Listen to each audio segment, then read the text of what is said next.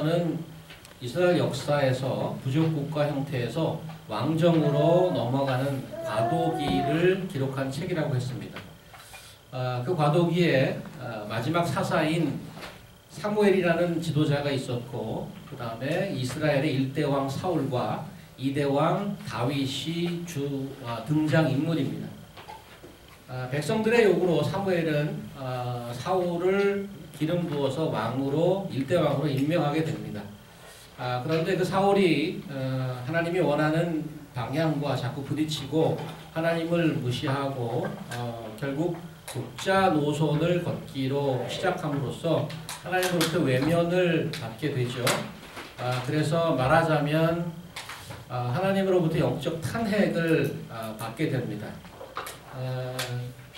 하지만 사울은 그것을 알고도 자리에서 내려오지 않고 계속 왕권을 유지하다가 우리 지난 시간 2시간에 걸쳐서 보았지만 당시에 이스라엘의 정치적 군사적 주적이었던 블레셋과 그 전투에서 길보아 전투에서 전사하게 됩니다. 그런 여러 가지 일들이 벌어지는 와중에 사울은 자기의 왕권을 지키기 위해서 하나님이 기름 부은 다윗을 계속해서 제거하려고 많이 애를 쓰죠. 그래서 다윗은 그래서 어디까지 가느냐 하면 이스라엘의 적인 블레셋으로 망명을 하게 됩니다. 그래서 망명을 가서 시글락이라는 동네에서 일단은 정착을 하게 됩니다. 우리나라 역사로 굳이 여러분의 이해를 돕기 위해서 말하자면 독립운동을 하던 안창호 선생이 이승만 박사에게 미움을 받아서 동경으로 명명을 가는 듯한 일종의 약간 그런 상황이 되어버린 것이죠. 그러다가 사울이 이제 전사해서 죽게 됩니다. 오늘 본문에 이제 다시 다윗 일행은 조국으로 돌아오는 거죠. 그래서 오늘 본문 4절을 보시면 그 헤브론으로 돌아오게 되는데 유다 사람이 와서 거기서 다윗에게 기름을 부어 유다 족속의 왕으로 삼았더라 이렇게 기록하고 있습니다. 정식 왕으로 이제 등극을 하는 거죠. 그런데 이게 무슨 전직 왕이 서거하였으니까 새로운 지도자가 광화문 광장에서 제대로 대통령 취임하는 모양새는 아닙니다. 왜냐하면 그냥 자기들끼리 와서 헤브론에 가서 기름 부은 거예요. 어떤 공식적인 어나운스먼트도 아니고 그렇습니다. 오늘 본문에 8절 9절 한번 보십시오. 밑에 보시면 사울의 군사령공 네리 아들 아브넬이 이미 사울의 아들 이스보셋을 데리고 마나하미로 건너가 길르앗과 아술과 이스르엘과 에브라임과 베냐민과 온 이스라엘 왕으로 삼았더라. 4절에 다윗에게 기름을 부어 유다 족속의 왕으로 삼았더라. 9절에 이스보셋을 이스라엘 왕으로 삼았더라. 이렇게 돼 있단 말이에요. 문제는 뭔가 하면 한 나라의 왕이 둘 생긴 것입니다.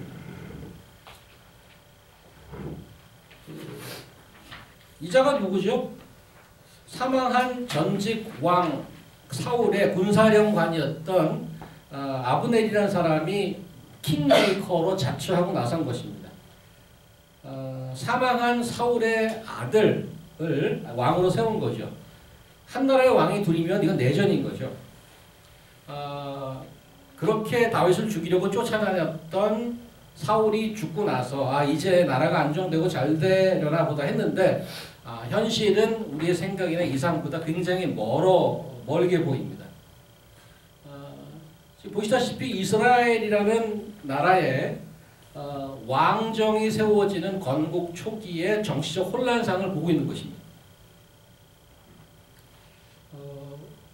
그 옛날 이스라엘이라는 한 나라의 역사, 나와 전혀 관계없는 그런 이스라엘이라는 나라의 고대 역사 한 편을 보고 있는 건데 이게 나랑 무슨 상관인가라는 생각이 들기도 합니다.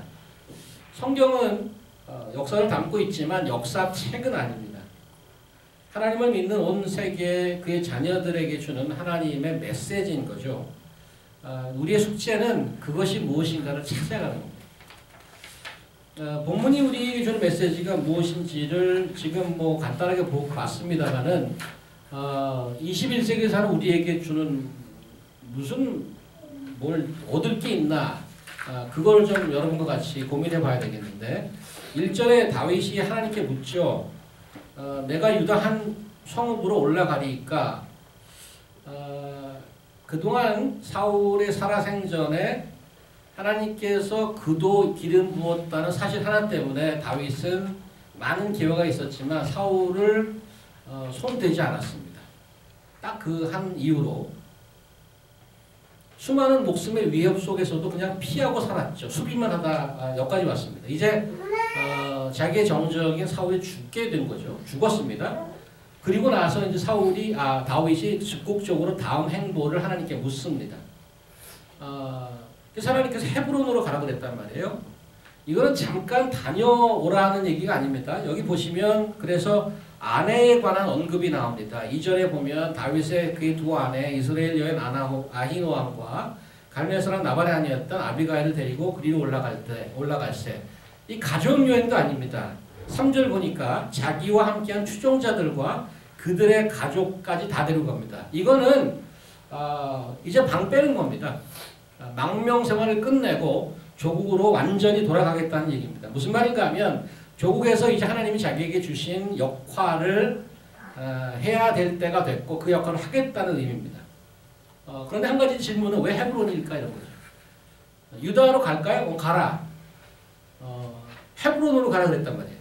어디로 갈까요? 헤브론으로 가라 그랬습니다. 헤브론에 대해서 아십니까? 헤브론 교회는 많이 들어보셨죠? 헤브론 교회라는 걸 있는데. 그래서 그 이해를 좀 돕기 위해서 헤브론에 관련 구절을 좀 보도록 하겠습니다. 창세기를 먼저 한번 가볼까요? 성경전을 한번 읽어주시겠어요? 이 창세기는 여기 그라고 되어 있는데 그는 야곱입니다. 아브라함, 이삭, 야곱 이렇게 되어 있잖아요. 그 야곱을 얘기하는 겁니다. 창세기 거기 끝에 부분인데 읽어주세요. 그가 그들에게 명하여 가로되 내가 내 열조에게로 돌아가리니 나를 햇사람 에브론의 밭에 있는 굴에 우리 부여주와 함께 장사하라. 이 굴은 가나안 땅 마므레아 막벨라 밭에 있는 곳이라. 아브라함이 햇사람 에브론에게서 밭과 함께 사서 그 소유 매장지를 삼았으므로 아브라함과 그 아내 사라가 거기 장사되었고 이삭과 그 아내 리브가도 거기 장사되었으며 나도 레아를 그곳에 장사하였노라. 이 밭과 거기 있는 굴은 햇사람에게서 산 것이니라. 야곱이 아들에게 명하기를 마치고 그 발을 침상에 거두고 기운이 지나여 그 열조에게로 돌아갔더라. 이 사람이 마므레라는 그 지역을 얘기하는데 거기에 아브라함도 묻혔고 또 아브라함의 와이프인 사라도 묻혔고 이삭도 묻혔고 리브가도 거기 장사되어 있고 자기 자신 야곱의 아내인 레아도 거기 장사였고 자기도 죽은 거기다 묻어달라는 거예요. 근데 마므레라는 게 어딘가 창세기 23장 제가 읽을게요. 19절 보니까 아브라함의 아내가 죽었어요. 성경이 이렇게 기록하고 있습니다. 그 후에 아브라함이 그 아내 사라를 가나안 땅 마므레 앞 막벨라 밭 굴에 장사였다. 지금 여기 그 얘기예요. 그리고 괄호치고 마므레는 곧 헤브론이라 이렇게 되어 있습니다. 그 다음에 이제 그 50장 더 확인하기 위해서 그 다음 거 한번 볼까요? 50장. 교진영 자는 읽어주시겠어요? 야곱의 아들들이 분명을 쫓아 행하여 그를 가나안 땅으로 메어다가 마므레 앞 막벨라 밭 굴에 장사하였으니 이는 아브라함이 해쪽 속 에브론에게 밭과 함께 사서 소유 매장지를 사는 곳이다. 자, 다윗이 물어봤어요. 이제 유다 땅으로 갈까요? 가라. 어디로 갈까요? 헤브론으로 가라. 근데 헤브론을 조사해 보니까 헤브론은 아브라함, 이삭, 야곱, 아브라함의 아내 사라, 이삭의 아내 리브가, 야곱의 아내 레아, 그 다음에 야곱이 묻힌 곳입니다. 왜 거기로 가라고 했을까? 그게 이제 질문이죠. 그 많은 도시 중에 헤브론으로 가라고 했을까? 이렇게 유추해 볼 수 있습니다. 다윗의 행보, 하나님이 가라 그러는 헤브론으로 가는 다윗의 행보는 하나님이 오래전부터 약속했던 그 언약의 연장선상에 있다는 거죠. 이렇게 얘기하는 것도 같습니다. 헤브론으로 가라. 헤브론이요? 나는 너희 조상 아브라함에게 했던 약속을 잊지 않는 하나님이야. 거기에 너희 조상들이 다 묻혀있지. 거기서 이제 시작한다. 이런 거예요. 그 헤브론에서 4절 다시 백성들에게 기름을 받고 왕이 됩니다. 사실 그 사무엘상에 보면 다윗이 이미 기름 부음을 받죠. 사울을 내치고 나서 이새의 집으로 가서 다음 왕을 기름 부음을 해라 그렇게 얘기할 때 그 이새의 아버지가 그 아들들 장남부터 쭉 데려오지 않습니까? 근데 저 사람도 아니고 저 사람도 아니고 그래서 외모를 보지 않는 하나님 이렇게 얘기했는데 그 부분을 잠깐 가겠습니다. 사무엘상 16장 한번 봅시다. 사무엘상 16장. 설명자를 보이세요? 읽어보시죠. 이에 보내어 그를 데려오매 그의 빛이 붉고 눈이 빼어나고 얼굴이 아름답더라. 여호와께서 가라사대 이가 그니 일어나 기름을 부으라. 사무엘이 기름불을 취하여 그 형제 중에서 그에게 부었더니 이날 이후로 다윗이 여호와의 신에게 크게 감동되니라. 사무엘이 떠나서 라마로 가니라. 사무엘이 하나님의 명령을 받고 특별히 와서 이새의 집, 다윗의 집안 이새의 집 가서 막내인 다윗에게 기름 부음을 장면입니다. 이미 기름 부음을 받았단 말이에요. 하나님의 그 미션을 받았어요. 오늘 백성들에게 받는 기름 부음은 무엇이냐? 그때 그러게 다시 효과가 없고 다 잊어먹은 것이냐?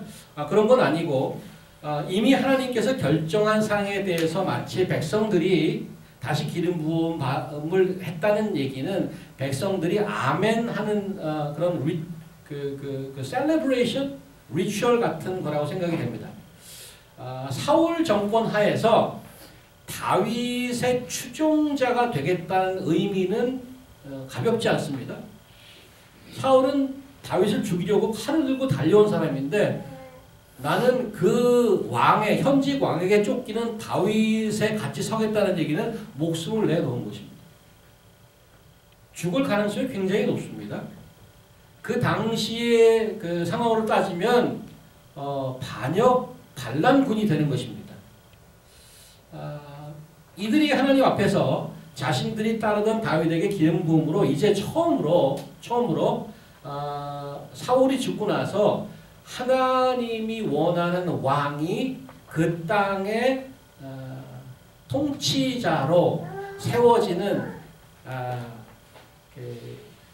뭐라고 그래야 되나요? 첫 번째 장면이 되는 거죠. 하나님의 나라가 가시화됐다고 그럴까요? 그게 헤브론의 사건입니다.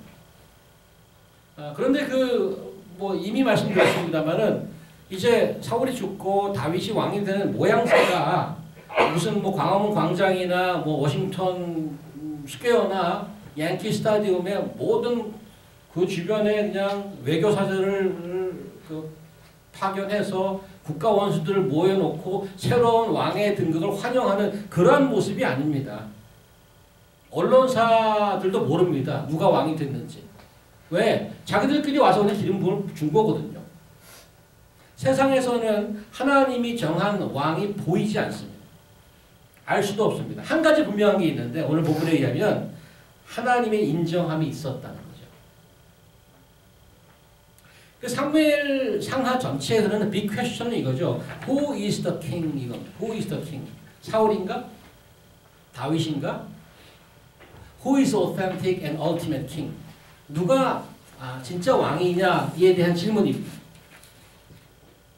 물론 우리 다들 다 알죠. 하나님이 궁극적인 왕이시죠. 그런데 그 하나님이 왕 되신 것 세상에 안 보인다니까요. 하지만 오늘 본문에 의하면 그것이 진정으로 가시화되는 포인트가 있다는 것입니다. 오늘 헤브론에서 다윗의 추종자들이 그에게 기름 부은 사건은 뭐라고 기록하냐면 그가 왕에 등극한 것으로 기록해주고 있습니다. 하나님이 얘기한 그 divine approval이라고 그럴까요? 그런데 기억할 것은 현실은 결코 녹록치 않죠. 사울이 죽고 자연스럽게 다윗이 왕되는 것이 아니고 사울 왕조를 끝까지 붙들고 있는 세력들이 남아있는 거죠. 사울의 왕조를 계속 지키고자 하는 자들이 남아있는 게 8절 9절이란 말이에요.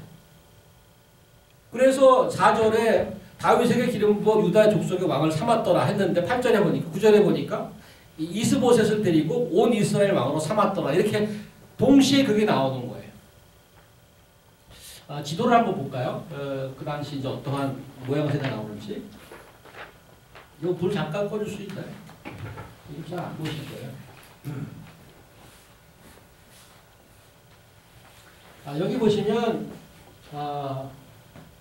지글렉이 그 망명지였어요. 옛날엔 이게 블레셋의 지역이었는데 아마 다윗이 왕이 되고 나서 이쪽을 점령했던 것 같아요. 그래서 여기 그림이 이렇게 나오는데 이쪽이 유다하고 나머지 부족들이 여기 볼 때 이래가지고 Kingdoms of David and Isboset 이랬단 말이에요.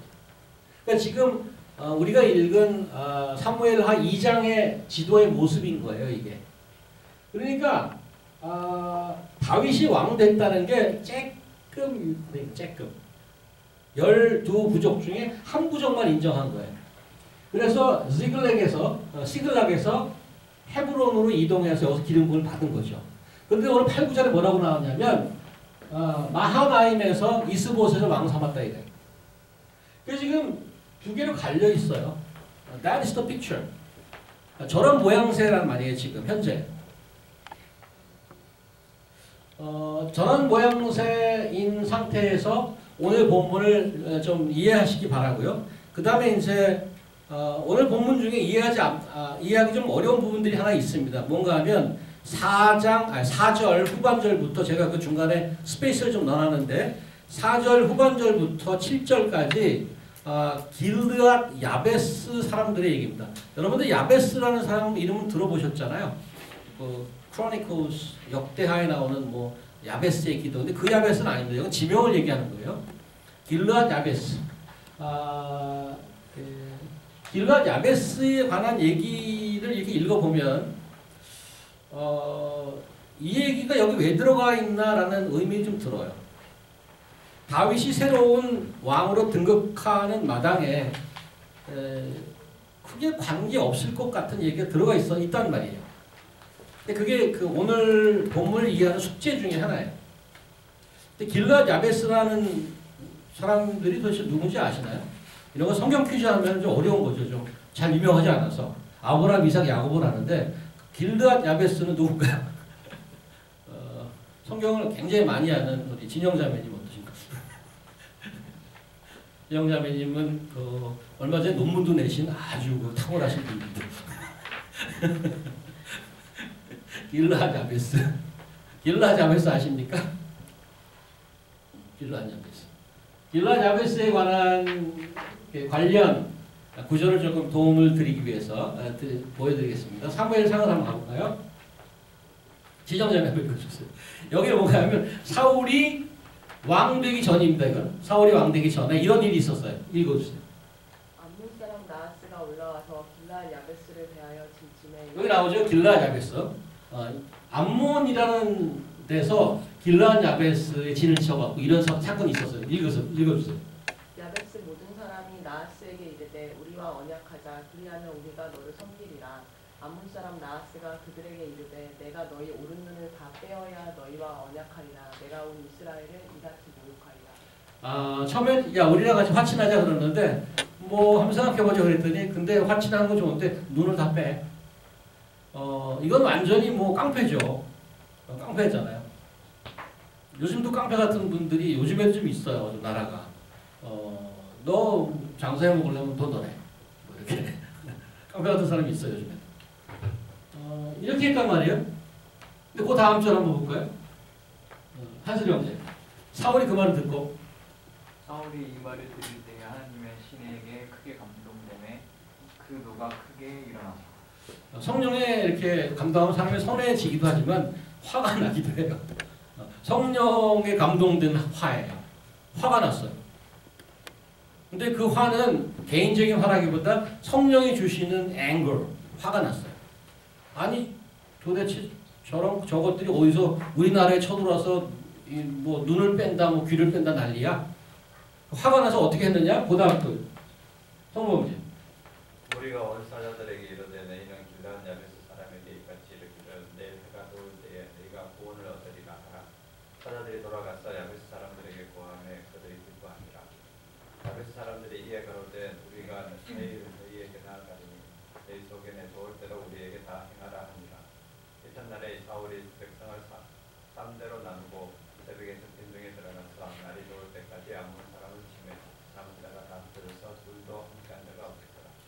이거는 사울이 왕 되기 전의 사건이라고 했습니다.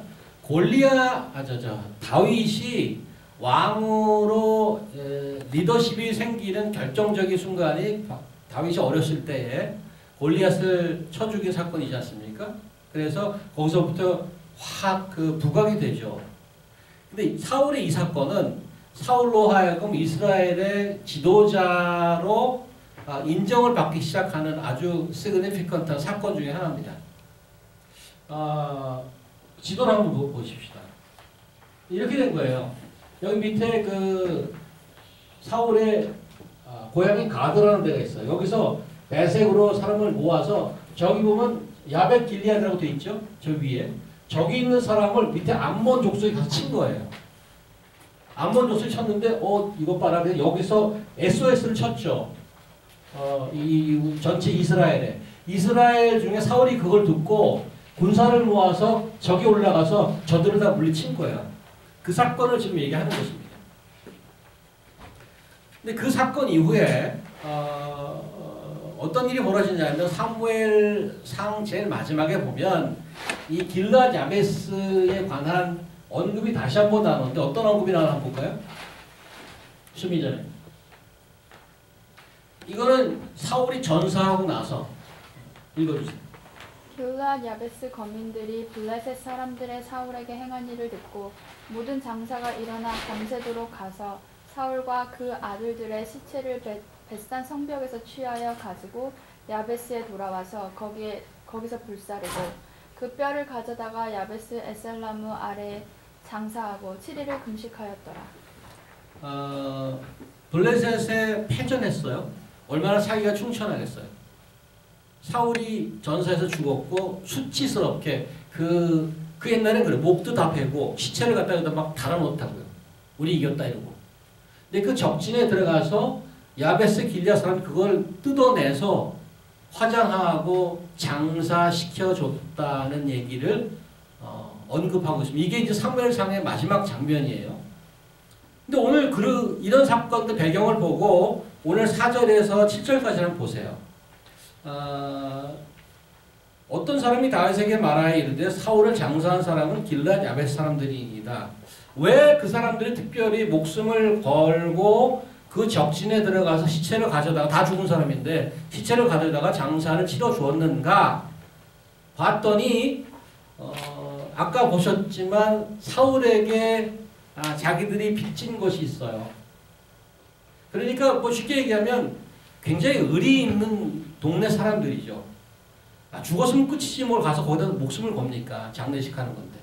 근데 실제로 그랬단 말이죠. 굉장히 충성스러운 자고 사울의 왕조에서는 길리앗 야베스만큼 사울에게 충성된 민족이 없을 정도로 굉장히 프로 사울 디너스티. 얼마나 그 사울이 다스리는 동안 그들을 서포트하고 지지하겠어요. 뭐 여론조사를 하면 야베스 길리앗은 뭐 100% 지지, 사울 지지. 자기들이 구해줬던 그런 것이 있어서. 근데 오늘 다윗은 무슨 얘기를 하냐면 그거 칭찬하죠. 심지어 전령까지 보내서 5절 다윗이 길르앗 야베스 사람들에게 전령을 보내 그들에게 이르되 너희가 너희 주 사울에게 이처럼 은혜를 베풀어 그를 장사하였으니 여호와께 복을 받을지어다. 너희가 이 일을 하였으니 이제 여호와께서 은혜와 진로 너에게 베푸시를 원하고 나도 이 선한 일을 너에게 갚겠다. 이렇게 얘기해요. 굉장한 칭찬해 주죠. 이제 너의 손을 강하고 담대하게 할지어다. 또 너의 주 사울을 죽였고 주 사울이 죽었고 또 유다 족속이 내게 기름을 부어 그들의 왕으로 삼았느니라. 그런데 이 내용을 보면 다윗이 길르앗 야벳에 전령을 보내서 메신저로 보낸 거 아니에요.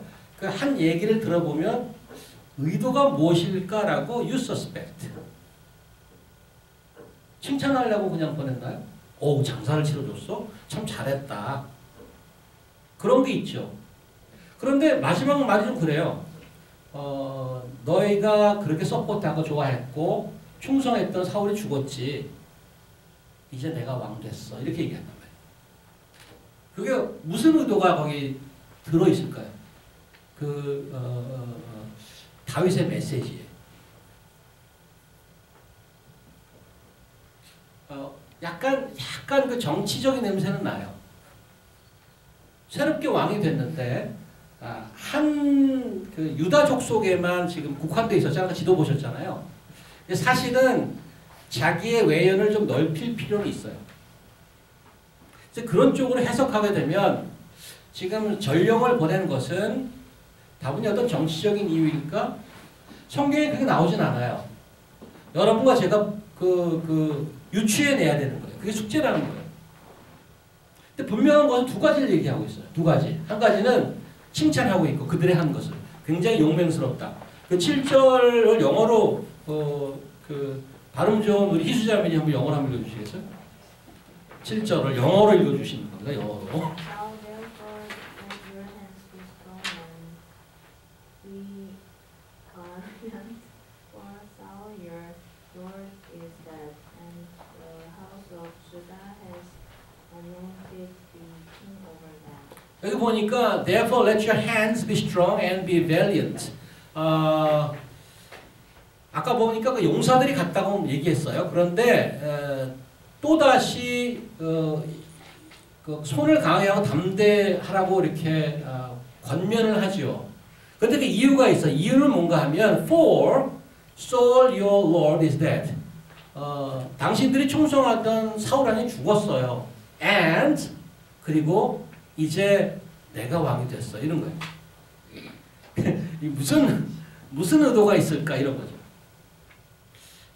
이 사람들은 용기 100배에서 목숨을 걸고 사울 왕의 시체를 가져다가 장례를 치러줬던 사람인데 마치 이러는 것 같아요. 그 용기 대단하다. 근데 새로운 용기가 필요할 것 같다. 왜? 그 왕이 죽었어. 그리고 내가 새로운 왕이 됐는데 I believe your courage again is necessary now. 그 용기를 이 새로운 시대에 다시 한번 용기를 내서 나를 따라오지 않겠나 하고 도전하는 것 같아요. 어떤가요? 여러분들 나름대로 묵상하고 해석해야 되는 거. 이런 부분에 있어서. 그런데 이제 아까 그 처음 질문이 이 얘기를 여기다 왜 집어넣었을까요? 성령의 감동으로 성경 저자들이 성경을 썼을 거란 말이죠. 만약에 그걸 빼봅시다. 예를 들어서. 근데 우리가 이해하기 좋기 위해서 그걸 빼보면 알아. 그걸 빼보면 뭐가 잘못됐나. 4절 중간 후반절부터 7절까지 빼보면 이렇게 돼요. 4절 유다 사람들이 와서 거기서 다윗에게 기름 부어서 유다 족속의 왕으로 삼았더라. 8절로 넘어가요. 사울의 군사령은 네리 아들 아브넬이 이미 사울의 아들 이브보셋을 마나으로 데려가 길르앗과 아술과 이스라엘과 에브람과 베냐민과 온 이스라엘 왕으로 삼았더라. 이렇게 해서 그 갈등 구조를 딱 보여주는 거죠. 왕으로 됐지만 지금 아직 사울의 왕조가 다 죽지는 않았구나라고 분명히 알 수 있단 말이에요. 마치 그런데 길르앗 야베스 사람들의 이야기를 중간에 딱 끼워놓은 것 같은 느낌이 드는 거죠. 편집한 거예요, 물론. 왜? 어떤 의도로? 그럼 성경 저자가 그렇게 함으로써 우리에게 주고자 하는 메시지가 뭘까를 여러분과 제가 고민해야 되는 거죠. 자, 이제부터 이제 디스커션 들어갈까요? 그게 뭔지.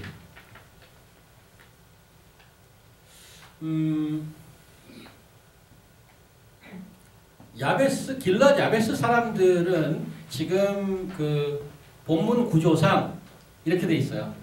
다윗 왕조와 사울 왕조에 끼어 있어요. 그렇죠?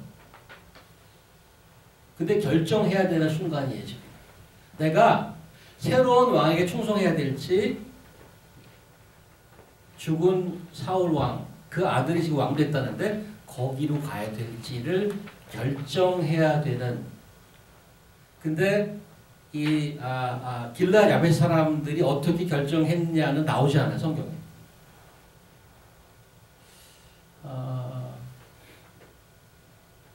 어떤 의미에서 야베스 길르앗 사람들과 우리와 그 흡사한 부분이 있어요. 어떤 점에서? 우리는 이 세상과 우리가 믿는 예수 그리스도의 나라, 하나님 나라에 끼어 있는 사람들이에요. 동시에 지금 살고 있어요. 그 도전은 매일 있어요. 그 세상의 왕이 주는 메시지를 따라갈 것인가? 한때 영광스러운 때가 있었죠.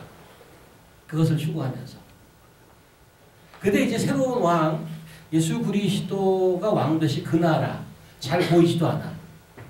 실제로 왕으로 다스리는지 잘 보이지도 않아. 그 왕을 따라가겠느냐의 도전에 직면한 거죠.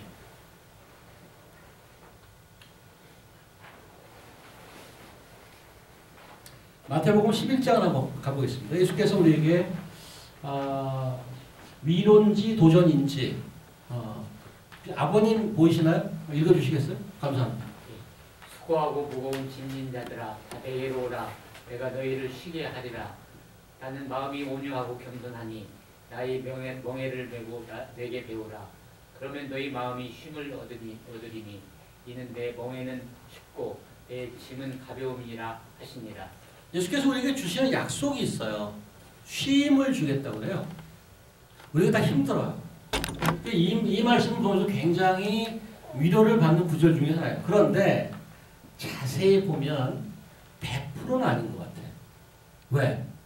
여기에 멍에를 얘기하고 있단 말이에요. 지난번에 제가 그림을 한번 보여드렸잖아요. 멍에는 여기다 끼고 이렇게 엄청나게 불편스러운 거예요. 끼고 거기서 밭 갈 때 이렇게 거기 멍에 같이 끼고 가야 되는 거예요. 아니 짐을 내려놓으라고 내려놨더니 멍에를 갖다 딱 얹어놓는 거예요. 그 예수님 우리에게 엄청난 그 약속을 주면서 동시에 도전을 주는 거예요. 너 네 짐을 가지고 다닐래? 그 짐을 버리고 내 멍에를 맬래? 예수님은 우리에게 멍에를 숨기지 않아요. 야 이런 건 없어. 다 좋아 이러잖아. 멍에를 매. 나를 따라오려면 내 십자가를 지고 따라와. 그렇죠? 엄청난 약속을 합니다. 영생을 얻을 것이야. 하지만 도전이 있죠. 그런데 내 멍에를 매겠어? 멍에를 맨다는 얘기 무슨 말일까요? 멍에를 맨다는 말. 예수 그리스도의 멍에를 맨다는 얘기는 이제는 더 이상 내가 왕 돼서 살지 않는다는 얘기죠. 예수 그리스도의 왕 되심을 인정하고 그를 신뢰하고 따라가는 거죠. 우리는 거기에 대한 도전을 늘 직면하고 있단 말이죠. 나는 내가 갖고 있는 가치관을 가지고 내가 왕 돼서 계속 세상이 인정하는 그 점수를 따면서 살아갈 것인가 아니면 잘 안 보이지만 예수께서 왕 되심을 부활로 보여주셨던 그 왕을 따라갈 것인가 그의 멍에를 메고 영원한 것을 쫓아갈 것인가에 대한 갈등이 everyday. 지난주에 자매님과 식사를 한번 했어요. 저는 최근 들어서 그렇게 충격적인 고백은 처음 들었어요.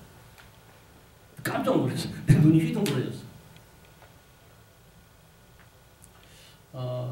그분이 이제 소위 말하는 결혼 정년기가 좀 넘어서 늘 배우자에 관한 고민을 하고 있던 분이에요. 제가 이런 말씀을 여러분 누군가 짐작하지 마세요. 우리 교회 교인은 아니에요. 그리고 제가 익명으로 얘기할 겁니다. 나한테 나중에 물어보지 마세요. 누군지. 그렇게만 알고 계시고요. 그런데 이제 그래서 이런 분 저런 분 만나고 다니고 데이트하고 누가 좋을까. 근데 그분 신앙이 있는 분이에요. 그런데 그 최근 들어서 자기에게 접근하는 분이 있대요. 처음엔 그냥 그 지인이니까 이렇게 대답을 해줬는데 거기에 이제 문자가 날라와요. 문자가 날라오는데 I love you 이런 게 문자가 나와요. I love you. 그래서 자기 깜짝 놀랐다는. 그래서 왜 깜짝 놀래? I love you 뭐 고백할 수 있지. 그런데 그 문자를 보내신 분이 가정에 있는 50대 아저씨예요. 그리고 현지 교회 장로예요. 그런 사람이 한둘이 아니에요. 그래서 그런 메시지를 받고 제가 충격을 받았다는 거예요.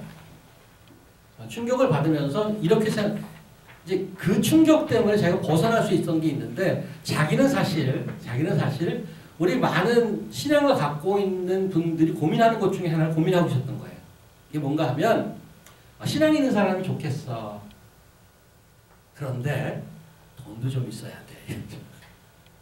돈과 외모와 명예도 좀 있어야 돼. 이런 거죠. 그걸 동시에 계속 갖고 있으니까 계속 갈등했던 거예요.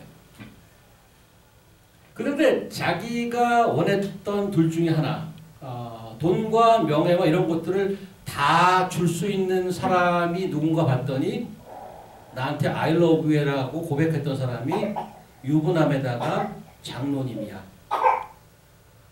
하나님이 그냥 망치한테 땅 때린 것 같아요. 계속 갈래? 이렇게. 그래서 거기서 하나님 잘못했습니다. 이제 제가 하나님이 원하시는 그분과 하도록 하겠습니다.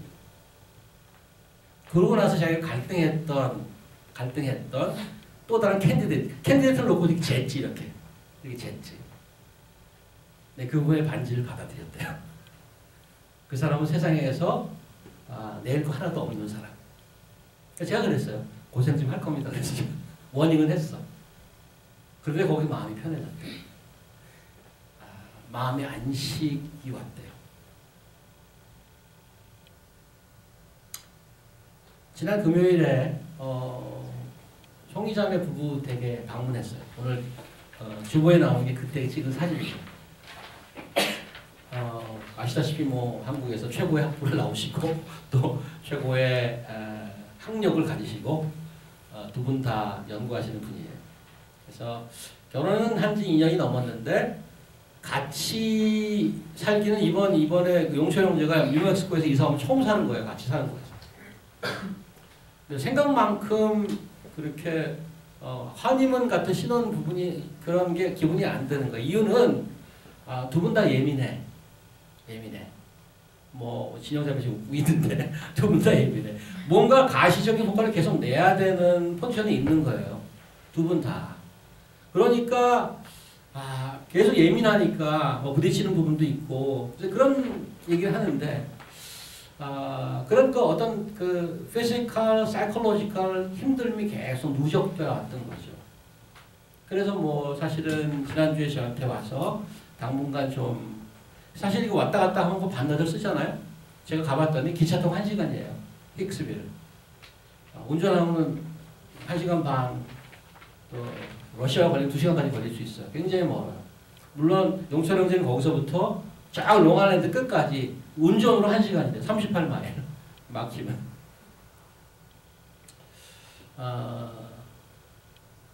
그래서 제가 이제 어떤 같이 이제 말씀을 나누다가 시간을 교회 안 나오고 그렇게 해서 피지컬리 조금 세이브하는 시간이 전혀 없는 건 아닌데 정말 쉼은, 정말 레스트는 하나님과 예수 앞에 동행하고 그 멍에를 매는 것으로 쉼이 있다. 오늘 이 본문이죠. 그 말씀을 해드렸어요. 다른 표현으로 하면 하나님과 예수님과 동행한다는 무슨 말이냐, 그의 멍에를 맨다는 게 무슨 말이냐, 조금 전에 설명을 드렸습니다만 그분의 왕권을 인정하는 거예요. 어떻게? 저는 오늘 헤브론의 사건이 그 하나님의 왕권을 인정하는 비주얼라이제이션이라고 봐요. 가시화시켜라. 예수 그리스도의 왕권을 가시화시켜라. 어떻게? 시간을 써서 두 사람이 가정 예배를 드리세요. 이렇게 조언했어요. 3시간을 잘 써서 3시간 아까 죽죠. 책을 읽고 뭐 해야 되는데. 당신이 두 분이서 합의해서 쓰는 3시간이 일주일 그 많은 시간에 힘을 주는 힘이요 쉼이다 이렇게 말씀해요. 저는 그거 확신합니다. 믿는 사람이 그거 다 느껴요. 모든 게 다 잘 풀려도 나와 하나님과 드라이하면 anytime you will collapse. anytime you will collapse. 근데 다 꼬여. 다 힘든데 내가 하나님을 딱 붙들고 있으면 그것을 견딜 힘이 있어요. That's what it is. 예수 그리스도의 왕되심을 가시화시켜라. 저도 스트로크를 합니다. 목사지만. 그래서 올해부터 아이들을 데리고 시간이 우리 집은 텔레비는 장식용이에요. TV 한 번도 킨 적이 없어. 그게 양식용이에요. 그 TV 큰데 그것도 스무번데 그걸 뭘로 쓰느냐? 우리 포스트잇 그거 붙이는 걸로 써요. 그 TV를 거기까지 붙이는 걸로 써요. 넓으니까 좋아요. 거기다 막 붙여놓고 TV를 안 켜. 볼 일이 없어요. 왜냐하면 아이들은 아시다시피 음악하고 숙제하면 12시야. 그냥 자는 거예요, 그냥. 근데 그거를 끌어다가 말씀을 읽고 같이 기도하는 거예요. 하나님 그 용철 형제 부부에게 한 가지 원인을 드렸어요, 제가. 내가 이 두 왕조에 끼어 살면서 하나님께 한 발짝 내드리려고 하면은 오포지션이 확 올 거예요. 그건 거의 100%예요. 여러분들이 그거를 조언을 하는데 좋겠다, 예배하면 좋겠다. Not necessarily. 부인과도 부딪히고 남편과도 부딪힐 수 있어요. 일이 더 꼬일 수 있어요. 그거를 극복하셔야 되는 거예요. 극복하고 한 걸음 갈 때 하나님께서 우리에게 주시는 정말 쉼, 안식 이런 걸 누릴 수가 있는 거예요. 우리 교회도 마찬가지입니다. 지금 많은 분들이 빠져나가서 지금 보시다시피 홍 비었어요. 우리는 어떻게 견뎌내야 될 것이냐? 예수님의 왕권을 가시화시켜야 되는 거예요. 여기서도 그렇고 여러분 가정에서도 그렇고 여러분 개인에서도 그렇고 That is the only way to give you power and rest. 기억하시기 바랍니다. 올해가 벌써 4분의 1이 지나가잖아요. 3월이니까. There will be battleground. 싸움이 될 거예요. 싸움이 될 거라고요. 그 싸움을 하셔야 돼요. 여러분이나 저나 그 싸움에서 지면 다 무너지는 거고 그 싸움에서 이기면 다 승리하는 겁니다. 그리고 기억하십시오. 여러분과 제가 두 킹덤 사이에 끼어 있다는 걸 기억하십시오. 성경에 오픈엔드입니다. 이 야베스 길라 야베스 사람들이 어떻게 했다라고 여기 나오지 않아요. 그것도 의도적인 것 같아요. 여러분과 저에게 도전하는 거죠. 오늘 본문이. 이제 누구를 따라갈래? 어떻게 할래? 한 가지 방법. 예수님의 왕되심을 여러분 안에서 예배함으로 가시화시킬 수 있기 바랍니다. 그래서 힘을 얻고 승리하는 여러분들이 바랍니다. 기도하겠습니다. 하나님 감사합니다.